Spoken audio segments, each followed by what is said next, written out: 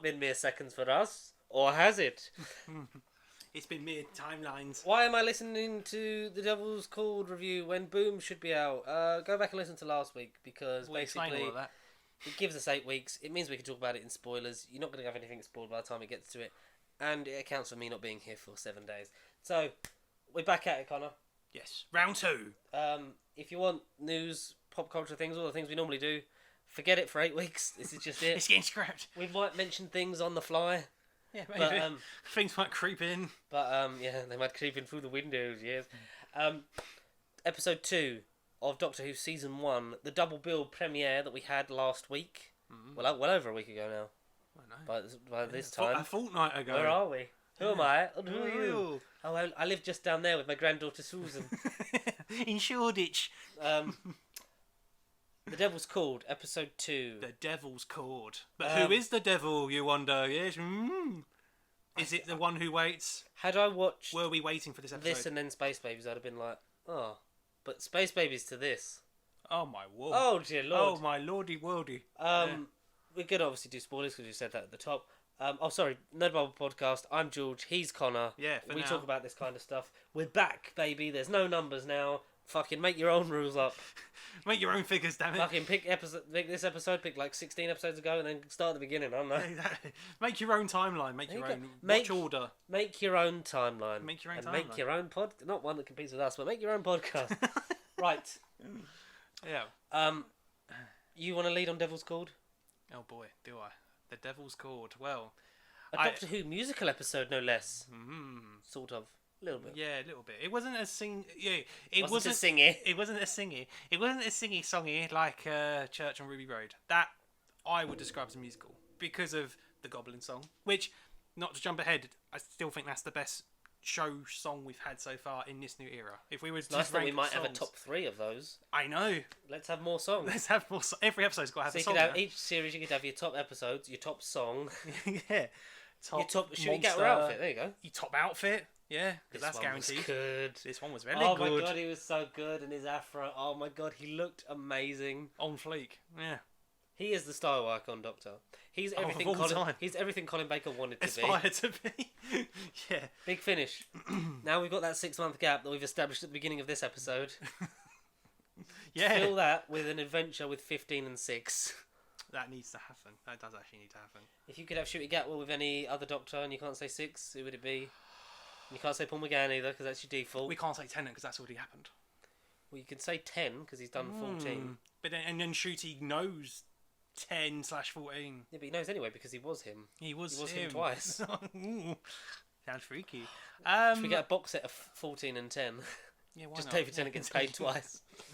Yeah, have it in between the giggle. Why am I laughing? Big finish. We love stories. Big finish. We love gaps in continuity. We love money. 15 and 5? Sylvester McCoy, because he said in interviews he loves McCoy. Yeah. That would be sweet. Because it would be like Dumbledore travelling with young, sexy Dumbledore. It would be like Jude Law with Michael Gambon in a Harry Potter film. Yeah. Fan art, you know what to do. Mike, that's your job. That's it. Give him a job again. Yeah, give him the job. What did you make of the Devil's Chord? Did you watch them both back to back? Because I left like a day or so in between. After Space Babies, because we've been there and done that a week ago Space for you, but Baby! 10 minutes for us. I was tempted to honestly leave after Space Babies. Your house? Yeah, I was tempted to go outside and drink. I've had enough of this, mother. I didn't want to see no babies. I wanted to be with older people. I'm done with little shits. I'm done with babies. But no, and then after a drink or two and then calmed down, literally in the space of 5-10 minutes, I then whacked on Devil's Chord and oh my goodness me, what a fun episode it was. Fair enough. I don't know what on earth that was, but nothing to do with the episode. You could be the other maestro. The other maestro. C major. What did you make of the development of the relationship of the Doctor of Ruby? Our companion and our Doctor.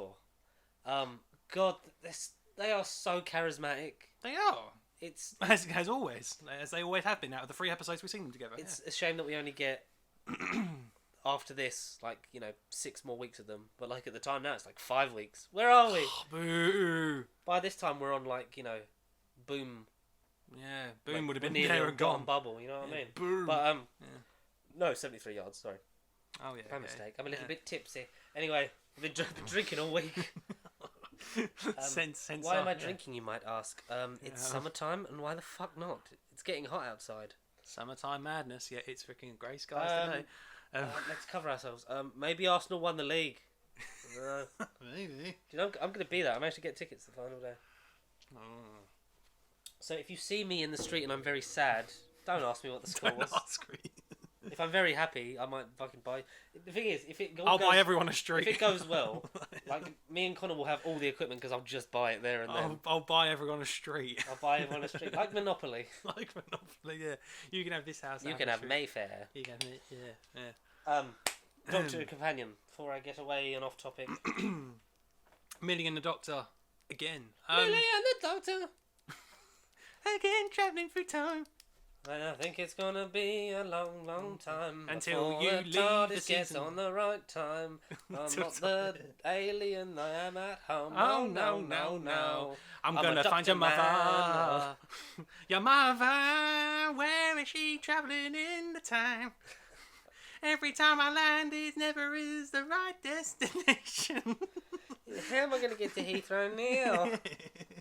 Do you know what? Do you know what? The one thing before we actually get onto the music, the one thing I would have immediately given this a 10 out of 10 for if they'd have worked in Doctor in Distress. Then it would have been the best episode.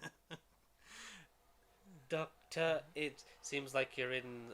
It seems to me like you're a doctor in distress. Like if Jinx had hit that, instant fucking 10 out of 10 for life. Jinx Monsoon is the villain. Amazing. Fabulous. Like one of the best performances in a long time. Felt like a returning villain. It really did. So it's the Maestro is part of the Toymakers Legion that was mentioned in the giggle. Yeah. So that's the thing. 2 episodes in, it's coming quite hard. The one who waits is that going to be next here. week? Is he waiting 73 yards? Is he waiting 74 waiting yards? Waiting under that landmine. That's the thing. Is he waiting? Are we going to see Ace next week? The way the continuity, like we mentioned last week, / 10 minutes ago, like what's happening? We don't know what's going to happen in this show. We don't know what's happening. Shoot, he's going to biogenerate into Sylvester. Ooh. No, because he can't buy. He can't. He said it hurt. He split his soul in two. Yeah, but two. I can't ever do that again. I think it will be like the Watcher. Right. Like, yeah. David will die, and then the rest of him will merge into Shooty, and then that's when the timeline will resync up, and that's when he'll then regenerate into 16. It's the end. Who, as we know, will probably be played by David Tennant's son at this point. It's the end, but the moment was not prepared for after this musical jolly old romp. Jolly old rumpus. Jinx Monsoon, she was great, came straight in. Amazing. Felt, akin I hadn't seen Jinx prior to Doctor Who, so I wasn't there to comment or anything. I've not watched Drag Race. Amazing. I want to now because of how good. We were going to originally have Andy on for this because he's a fan of Jinx Monsoon.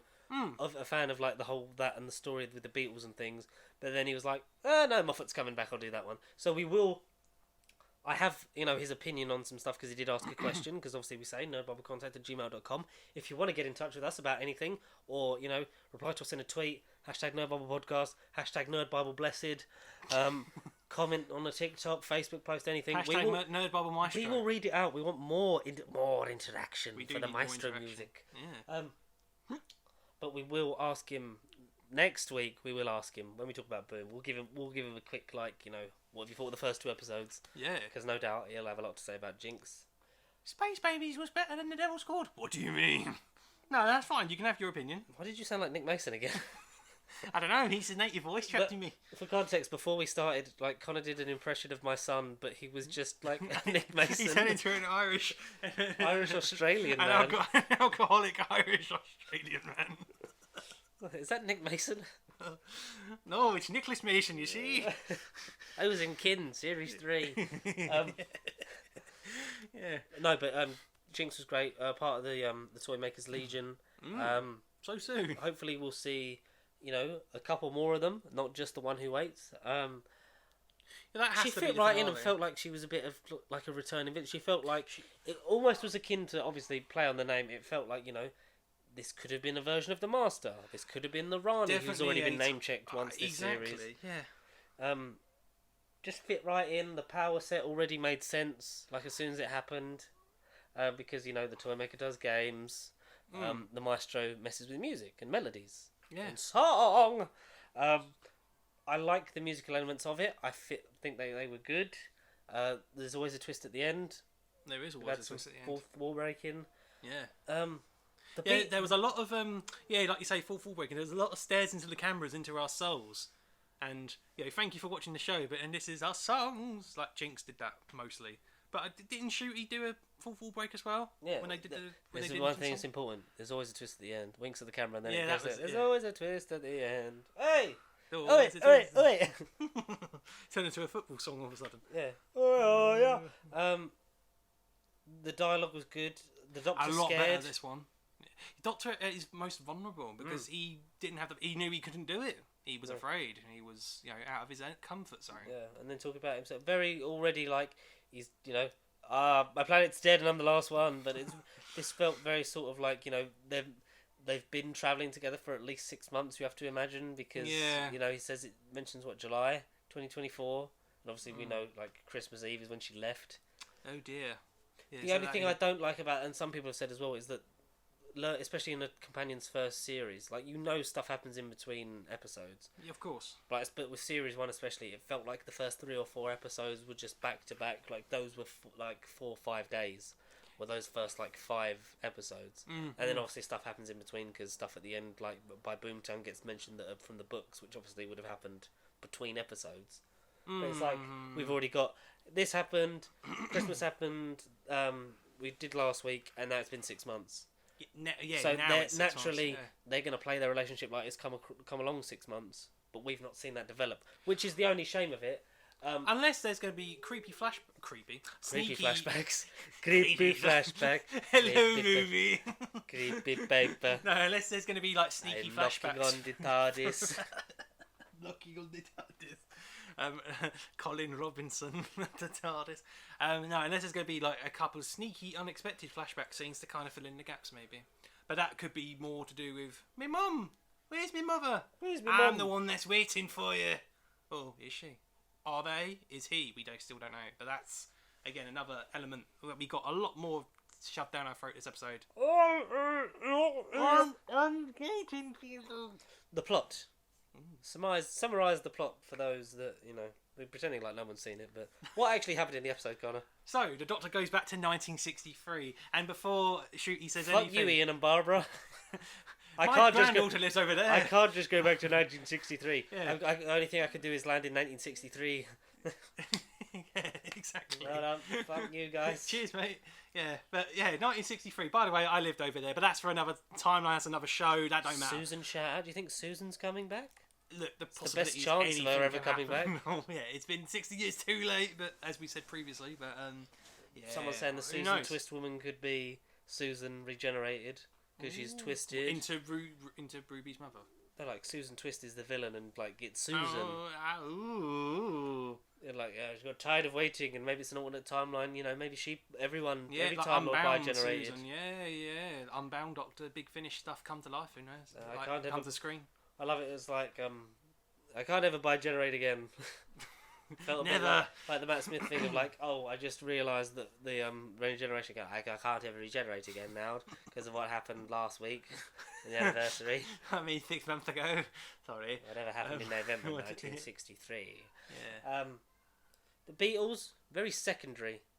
They were. Not a focus as much because I like historicals.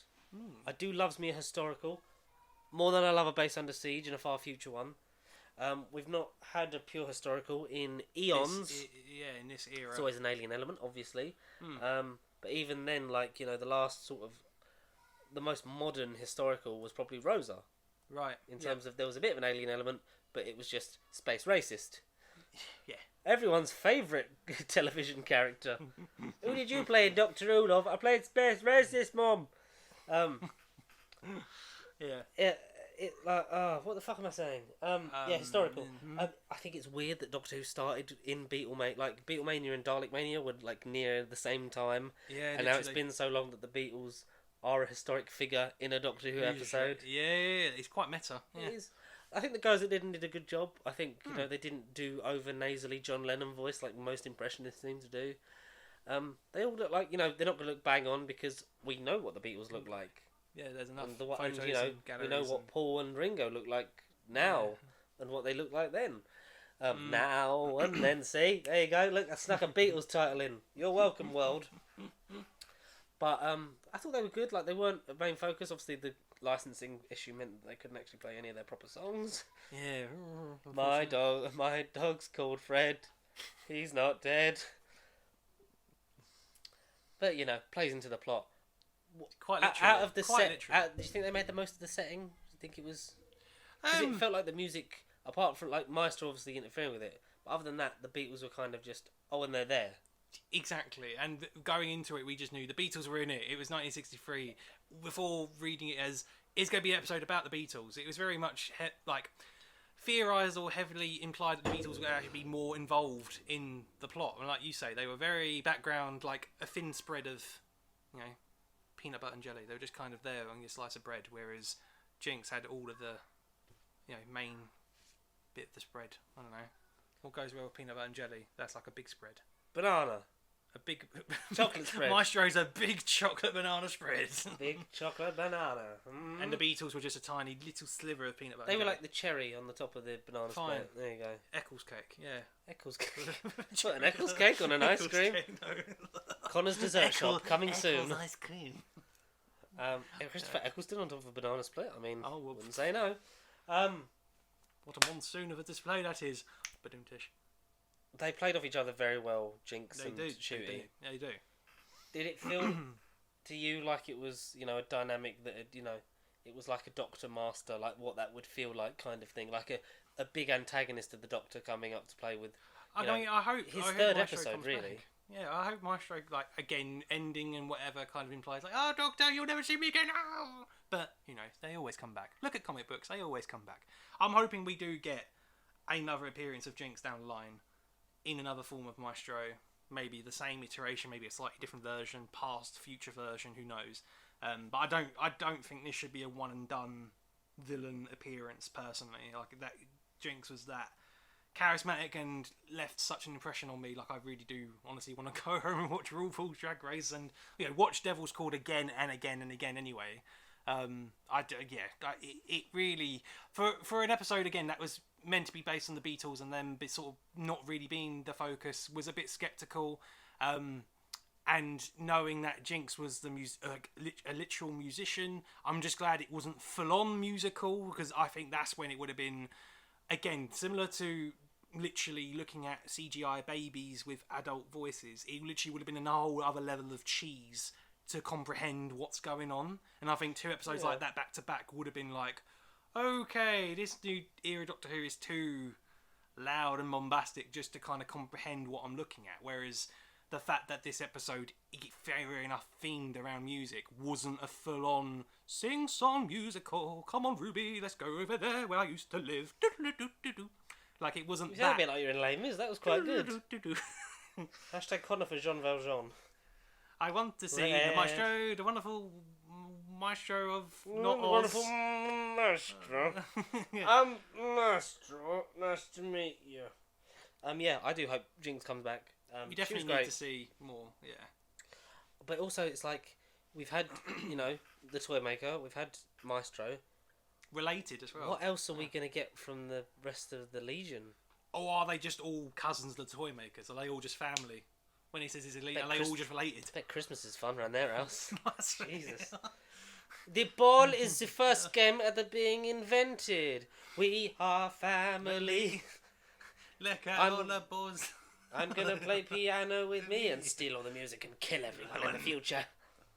But then we might, so we have a maestro, we have a toy maker. What? So who could a toy maker be married to? Ball breaker. So you got a toy master, you've got a musician. Toy master. Who would have been? He would have been married to someone that makes toys, someone that fucking destroys them. The rule breaker. The rule breaker. The toy maker, the rule breaker, the candlestick maker, the butcher, the baker. The butcher. So the toy maker is married to a female butcher. But it's just 1980s footballer Terry Butcher. Like you say, that's a really fun Christmas. Mike, get some fan art out of the toy makers and the Legion. Because the toy maker and the maestro could be like, excuse you, car. Excuse you. It could be like their version of the collector and the grandmaster. Sure. You know, there's no one. Yeah. There's no one to overthrow unless there's someone to overthrow. So yes. Yes. Oh my God, Jeff Goldblum as a relative of the fucking toy maker. That's what I mean. Because then you could have like, if they would ever come back, or you'd have like a special or like a finale of Shooty's era, and it's the toy maker, Maestro, and Jeff Goldblum. So you get Jinx, you get Jeff, and fucking Neil. Jeff Jinx Neil. JNJ. JNJ. Jinx Neil Jeff. J&J toy manufacturers. And they all just kick the shit out of him, and that's why he regenerates, and it's a big laser, and then... Again, laser. Another big laser. More lasers. More lasers. Yeah. So that would be a cool finale, pitched by us. I feel like they're setting up the master a lot again. The hand from the tooth. Which, how did the hand grab it from that angle off the helipad? Because they would have been floating off the helipad. The master being left off the list of Time Lords that he mentioned.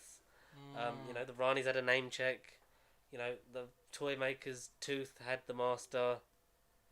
The Legion collected other Time Lords, maybe. Well, jumping ahead 6 weeks, 6 episodes, however many weeks we've got left down the line. I don't know if you knew or not, but it's been reported on articles and magazine covers, so it's sort of more past the rumour mill. Closer. It's sort of past the rumour mill at this point, but the finale... It's past the rumour over there where I lived with my granddaughter Susan. Exactly. Oh, sorry, no, that was Sarah Jane over there.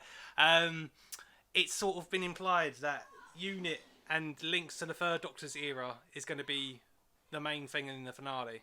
What is, sorry? Unit in the Third Doctor era is going to be the main thing about the finale. And cool. I don't know where the hell I was going with that, but what was there's Legends of Ruby Sunday, maybe like Myths and Legends. And going on, because talking about the one who waits and stuff, it's basically something that's been waiting since the days of the Third Doctor era. That's what these articles have kind of been pondering to. Omega. That's what I mean. Omega's not off the cards. We had fucking Susan and Shoreditch in 1963. So is Omega a member of the Legion? Is he the Legion? Is he the whole Legion? Nothing but the Legion. Sutek. Exactly. Though, if you go on the rumour mill, they've been thrown around. Yeah, maybe, that's what I mean. Find out. Gods and Monsters have kind of been... Russell has been like, Gods Among Us. Gods Among Us. Torchwood, are they the one who waits? Are they the one who waits? No, but anything like that, cosmic beings. Eldred from the Hand of Fear. Maybe this time there's 2 Hands of Fear. Anything could happen. That's what I was getting at. But essentially, in the finale... Unit and something from the Third Doctor era is going to be awaiting the Doctor and Ruby, and it's going to be legendary. But it was just going off of the whole who is waiting for them, and are they going to be related to Toymaker's Legion, or are they going to be someone else or something else? Or are they going to be related to you at home, the audience? What would you have given this episode? I first viewing, I technically would give it an 8.5, but I think I'm going to give it a 9. I'm going to round it up to a 9. I don't believe in half. Yeah, a 9. One of the best episodes Doctor in a while. Oh, definitely. We've got one of Shooty's best, like when you go... 2 weeks or 2 days, 2 minutes in. Yeah. Like when you name, your favourite 15th Doctor episodes, there's a strong contender this would be at least in the top 3. Yeah. Is this going to be Shooty's Rosa so early on? Because that was only 4 episodes into Jodie's run. So is that going to be... is the rest of it going to be such on a meh quality, and then Devil's Chord and Church and Ruby Road going to be the best of the best? Maybe, I don't know. I hope not. No, I hope there's like more best to come. Really, if we why is it so quiet? It's been very quiet peaking, so I'll have to turn that up in post. 9 out of 10, yeah, solid. It's my I think it's maybe tied with Wild Blue Yonder for the best out of the 6. Yeah, agreed. Agreed. It's well written. It's good. It's the direction's great. The acting is phenomenal. Like there's some just it's just Jinx is just chewing the scenery. She's amazing. Shooty obviously amazing. Millie fantastic. The music didn't feel out of place. I don't think like the musical elements. No, I thought they were quite good. It was basically Multiverse of Madness, but better. Like the whole music boss fight, if you like. But no Benedict Cumberbatch. That would have been nice. Maybe Benedict Cumberbatch as... Maybe he's part of the Legion. Yeah. As Benedict Cumberbatch. The meddling monk. The meddling monk's a Time Lord, so it would just be like the Master coming back. That's the problem with like when everyone's like bring back the Rani. It's like, but it would just be another renegade Time Lord. Who's just an offshoot of the Master. Basically. Yeah. But you know, more often a woman than a man. Maybe they'll switch it around. Because when Missy was the Master, everyone wanted Seb to be the Rani, so like make the Rani the man, and then see that dynamic, which is just like, here it is in reverse. Yes, exactly. We've also had no returning villains now for 6 weeks now. 3 episodes in a row at least. Well, which is good. Well, obviously 4 because it was a long return for the Toymaker. But out of the 6 episodes, we've had 1 returning villain. Yeah. You know, 1 was from a comic strip in the 80s. Which and no one read. The Toymaker was from a story in the 60s. And that's not viewable in its full because the episodes don't exist, unfortunately. Unfortunately, not yet. Yeah. Unless we found them, like me and you, right now. Yeah, right now. Oh my god, we found them. Oh my god, it was right over there in Shoreditch in 1960. Sorry, my 2024. My granddaughter Susan was holding them due to copyright issues. in 1991. No, I really did enjoy this one. This will probably be, you know, it's bold to say, but this might be one of the strongest ones of the series, depending on how the rest play out. Yeah, right off the bat. It was one of the ones I was really looking forward to because obviously it's the only one we really knew a lot about going into the show. Yeah, but no, it was well done, man, and this was more of the Russell who I wanted. 1,000,000%. So I'm interested to see where we go with next week's written by Moffat. So obviously we're gonna have a nice change of voice. Yeah, Moffat. And then the next one back is because Kate Herron and I forget the name because they're the only other writers, aren't they? What episode are they? Let's have a look. Have a look into our future, dear boy. Yeah. And tell us what you see in the void of space. 2005. That's the wrong season. God damn you, Series 1. Series 1, and Series 1. Yeah. Did you mean Season 1, Series 1, Season 1? Series 14. Right. Russell T Davies, written or directors? Davies. We want both. We want writers or directors. Oh, give us some directors, but give us writers first. Russell, Space Babies. Russell is Devil's Chord. Moffat is Boom. Russell, 73 Yards. Russell for Dot and Bubble. Kate Herron and Bryony Redman for episode 6, Rogue. And then Russell. Yeah, so it's Kate Herron and Bryony Redman. Okay, 6. So it'd be interesting to see how the other two... So, like, we've got 2 Russell, 2 Russell, 2. Basically, yeah. Interesting. Yes, but then in terms of directors, Judy Ann Robertson did Space Babies. Yeah, that looked great, yeah. Ben Chesil did Devil's Chord. I'll keep an eye out on you, Benny boy. They're 2 newcomers to Who, in terms of direction. So. Judy Ann Robertson is doing next week's episode, Boom. Okay, that looks decent. I mean, the next time trailer didn't give a lot away. He's standing on a landmine, and if he moves, the planet explodes. Yeah. 73 Yards is directed by Dylan Holmes Williams. A newcomer as well, I think. The only returning one, I think, is Mark Tondre, who did the Christmas, Church on Ruby Road. Apart from, obviously, Rachel Talali. Dot and Bubble is also done by Dylan. Yep. Dylan Williams. Rogue is Ben Chesil again, so episode 6 might be another good one. Legend of Ruby Sunday and Empire of Death are done by Jamie Donahue. Click on him. That sounds familiar. Jamie O'Donoghue. Him! Has he done filmography? The Last Kingdom, The Innocents Endeavoured to go to a town called Malice Doctor Who. 2 episodes, 1 mini episode. Maybe he did. He might have done the Davros one, yeah. Children Need. He might have done Davros, dirty boy. He was Davros. So, not much for... Oh, and Andy and Mike's thoughts. Mike's thoughts as well. Go on, you do Mike's thoughts while I load up Andy's. So, to load up from Mike's previous message from last week / 20 minutes ago, by the time we recorded this, essentially, Space Babies, Michael, in a quick recap, he gave that 6 out of 10. Well, do you want to quickly guess Devil's score? Devil's score? Yeah, Mike, you devil. Do you want to give his 8. scores? No, 9. 9 out of 10. Basically what we gave it, yeah. But We're all in agreement, really. But essentially, his full message... Come closer and read it to the people so they can... First episode suffered from being 50% serious exposition and about 20% RTD, unleashing his worst pseudo-Slytherin tendencies. Second thing, however, was a thing of beauty, genius and thrilling. I love Shooty and Millie. Even in the episode I didn't like as much, they had scenes that were so elevated and played so beautifully amongst them. I didn't think I'd like Jinx Monsoon, but Maestro turned out to be an iconic and inspired villain performance that fit perfectly. And then basically thoughts on it so far on the show. I like the ongoing mystery and lore stuff. I just hope it isn't spoiled by smart-ass fans having to decipher it all too soon. We only have 6 more weeks. Right now I'm happy to follow at the pace the show dictates. Overall, man, I'm glad to have my beloved show back. # Doctor Who.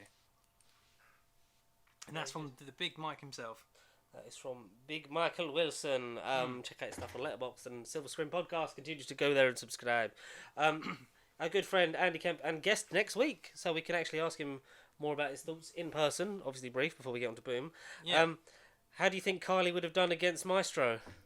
Oh wow, it would have been damned. Back down the reactor. Back down that reactor, Kylie. Every time, like that would have been damned. I mean, yeah, that'd been like a lip sync battle. Yeah, Jesus. 2 musical gods. I can't want to see it. Maestro versus Kylie Minogue. How would that look, Mike? Tell us, Michael.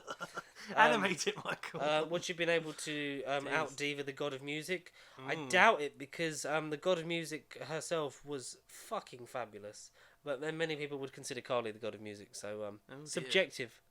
Maybe you should get Maestro. If you want to add a third one, Maestro, to that, Kylie, and Madonna. Yeah, Madonna. Get them to have a freeway battle, like Cap, Thor, and Iron Man in Avengers. Oh, damn! Ultimate team up. In all seriousness, how do you feel about the more musical elements being brought into the show? As a musical lover myself, I'm all for it as long as it isn't done too often. Here, Andy, we've kind of briefly talked about that. Yeah, the musical elements weren't distracting because music was the plot of the episode. You know, Maestro was controlling the music, the Beatles are there, their music was terrible because of reasons, you know. Real life reasons. Real life reasons as well as plot reasons. Yeah, which was nice. And the music affected the future of the human race. So, like, the having the musical elements, and I think it... Do you think it helped having the moment from Church on Ruby Road, like the Goblin song? Because that was just... It was just that song and that was it. Whereas this was obviously more of a thing of, like, I've got to perform for this thing because, you know, it's the God of Music and it's going to kill all of sound and stuff. He should have just got his guitar out from the TARDIS in the Capaldi days. Dun, dun, dun, dun, dun, dun. He should have rocked it. That nice bit with the piano and the theme. Very well done. Yeah. Yeah, like, it's not too distracting. It's not going to happen. It's not like Glee. We're not going to have every episode where shooting. Even though I would watch that. I would watch, especially when it's not 13 episodes. Dr. Glee. If you're going to have, like, you know, 6 to 8 episodes a year and be like, you know, and they're all different musicals. Like, there's a way to go with that, because especially when you consider that Rogue, I believe it's Rogue because it's like French Renaissance, whatever it is, you've got Jonathan Groff as the villain. And Jonathan Groff, for musical fans, is King George in Hamilton, like the more famous run of Hamilton, and the one used for the Disney Plus performance that they put on. Nice. So he'll be back soon. Maybe the Rogue is, you know, you get the toy maker, the Maestro, and the Rogue married to the toy maker. So that's a woman Jonathan figure. I would pay Jonathan Groff and Neil Patrick Harris as a power, like, space evil couple. Yes. And Jinx Monsoon is like the Bellatrix Lestrange to their twosome. Oh, I'd love it. Oh, this is good. It's good. Saucy. It's good. It's camp. It's fun. It's Doctor Who, baby. Yeah. Oh, yeah. So, yeah, maybe we'll get... Maybe not necessarily this season, possibly in that episode, but later down the line... I think we're due a full-on musical episode in terms of, like, you know, we've had it in The Flash and Supergirl and stuff like that. You need... Yeah. I felt like it was being played up to be more like that, and it wasn't. Yeah. Which, as I think early on, I as a showrunner, like, I respect that it wasn't full-on, welcome to Doctor Who, welcome this musical now, da, da, da, da. And because that would have, again, like, the babies would have put some people off and gone, oh, good lord, I don't want to watch this. all singing babies, all singing men, all singing. It would have been like, okay, yeah, early on in the show, yeah, no thanks. If you build up to it like in a finale or in another concept where, similar to this, music's gone and the villain's basically got it all and he basically controls how, but you go further with it and how the dialogue in the episode is, and they can only communicate by song or they can only do things by music, but they can't do music because the villain's got them or whatever. But essentially, like you just said, a musical episode in this era of the show, whether it's this season or down, Shooty's line needs to kind of happen, because I think the fact that this was basically 80% musical and it wasn't full on singy song, I couldn't hear, I can't talk normally, was appreciative. But if it was full on singy song, I wouldn't roll my eyes at it. Like, I could deal with it if it was like this. Again, bigger, better. We had one devil's chord, but next time we have two devils on a chord. Maybe that'll be the spiritual sequel to this episode. You do a full-on musical. You have two devils behind a bigger chord, and there's a chorus, the devil's chorus. That's gonna be the name of it, folks. Coming to a future season near you. There we go. 9 out of 10. Very good, we've both said. Would we unanimously agree it's near the top of all the RTD2 so far? It's definitely top 3. It's definitely top 3 out of 6. I think it is... At the minute, I think it is a respectable second. Only behind Wild Blue... Oh, is it? Oh, no. Yeah, fuck it. I'm going to put still Wild Blue Yonder as number 1 for me. I think it's close. Yeah, it is a good neck-and-neck battle. Wow. But strong start. Obviously, unfortunately, we've only got 6 weeks left of it. Ooh. 5 by the time you listen to this. Yeah. Ooh. Yeah, but as you've seen, and as we've seen by the time, because this is from the past, and that's how things work, episode 3 is out. Boom. So get your questions in, because we will be joined by the wonderful Andy Kemp. So where can you get these questions to? nerdbiblecontact@gmail.com. Most ordinarily, most primarily, first place first. But of course, you found us on YouTube. You've got us on Twitter. That's apparently the most engaged place yet. I can't stand the fucking platform. Twitter, Facebook, Instagram, TikTok. You know the spiel by now. You know the rest and all that jazz, as they would say in showbiz. Jazz hands, piano hands. I've got no hands. That'll work. Oh my lord. Okay. Yeah, you can do that because obviously Andy will be on, who's been on before, so we can break through. Boom. Any thoughts you got on that? Any thoughts of the previous episodes? Any thoughts on future episodes to come? So a sequel episode to early prediction. We've had Boom. We've got to get Bang next season. Oh, we forgot to say that Space Babies didn't make sense as the third in the Doctor Who trilogy. In the Doctor Who trilogy? Yeah. Space what? Space Pirates, Space Babies. Pirates and the Pirate Planet. Oh no, Space... I've got it wrong. Yeah, what have we had? Yeah, wait, there ain't another title with space in it. We've only had Space Pirates and Space Babies, right? Space Pirates, Space Babies... Space... E-Space... E-Space, yeah. Is that the only episode titles with space in them? Space Pirates and Space Babies? Yeah. Are there any other space titles? Yeah, apart from, like, City in Space, Colony in Space... Wheel in Space. Wheel in Space. Wheel is in space. Wheel, Colony, and Ark. Ark in space. There you go. Space. It's a quadrilogy. Yeah. It's like Kingdom of the Planet of the Apes. It's all because James Franco wanted to cure Alzheimer's. Hey, he did. He cured it. Them monkeys don't have Alzheimer's. There's no humans, but... He definitely cured it. We'll see you guys next week for Boom! Boom. Bang!